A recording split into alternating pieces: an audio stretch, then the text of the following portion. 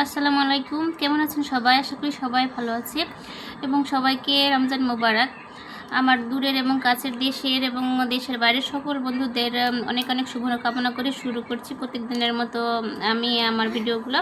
আজকে আমি আর একটা নতুন রেসিপি নিয়ে আপনাদের সামনে এসেছি। সেটা হচ্ছে চিড়ার শরবত। যেহেতু রমজান মাস, ইফতারের সময় তো যে কোনো একটা শরবত আমাদের লাগে, শরবত না হলে চলে না।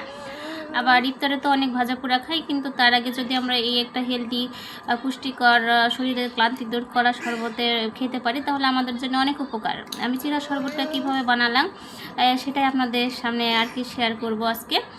তো চলেন, আর বেশি কথা বললাম না, আমরা কিভাবে বানালাম সেই প্রণালীতে চলে যাই।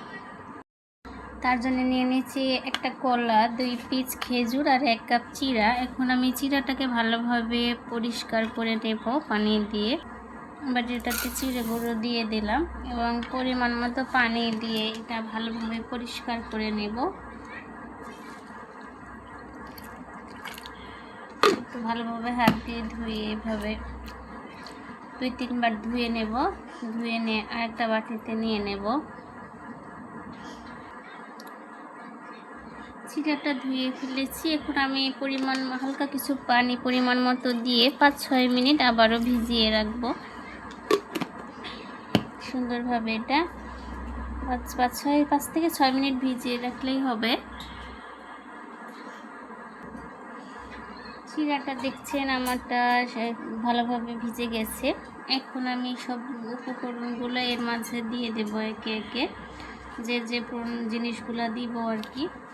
কলাটা আমি পিস পিস করে কেটে ওর সঙ্গে দিয়ে দেব, যেহেতু আমি এটা ব্লেন্ডার করে ফেলবো।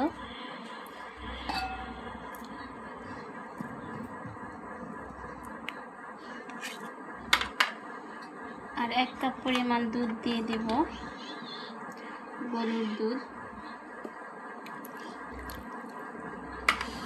পরিমাণ মতো চিনি দিয়ে দেব।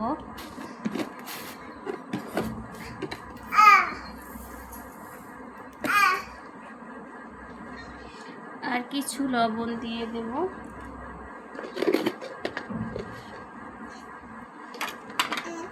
এখন আমি এটাকে ভালোভাবে ব্লেন্ড করে নেব। আমি এটা ব্লেন্ডার করে ফেলছি, দেখতেই পাচ্ছেন। এখন আমি এটা পরিবেশন করে ফেলবো।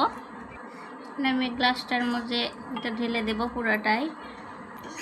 দেখতে পাচ্ছেন বন্ধুরা, আমার চিড়ার শরবতটা রেসিপিটা বানানো শেষ হয়ে গেছে। এটা দেখতে অনেক লোভনীয় এবং খেতেও অনেক সুস্বাদু এবং পুষ্টিকর একটা শরবত বলতে পারেন।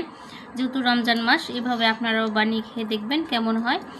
যদি ভালো লাগে তাহলে অবশ্যই আমার কমেন্ট বক্সে কমেন্ট করবেন, এবং যদি আরও বেশি আমার ভিডিওগুলো ভালো লাগে তাহলে অবশ্যই আমার চ্যানেলটা সাবস্ক্রাইব করে দিবেন। আল্লাহ হাফেজ। আমি সামনের দিন আবার কোনো নতুন রেসিপি নিয়ে আপনাদের সামনে উপস্থিত হব।